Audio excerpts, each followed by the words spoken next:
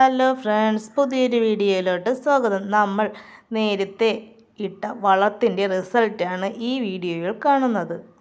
ഇതിനു മുന്നേ നമ്മൾ അടീനിയത്തിൻ്റെ വീഡിയോ കണ്ടവർക്ക് ഇത് മനസ്സിലാകും. ഇത് നമ്മൾ കമ്പ് വെട്ടി നട്ട അടീനിയത്തിൻ്റെ തൈയാണ്. ഇതിലും പൂക്കൾ വരുന്നുണ്ട്.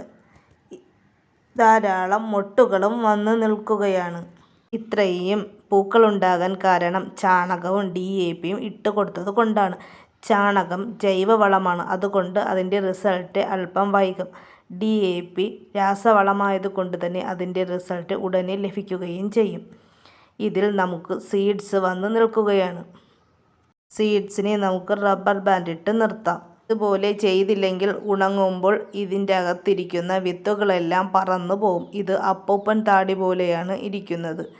ഈ വീഡിയോ ഉപകാരപ്പെട്ടു എന്ന് തോന്നുകയാണെങ്കിൽ please like, share and subscribe. നിങ്ങളുടെ കൂടെ എന്നെയും കൂടി കൂട്ടുക.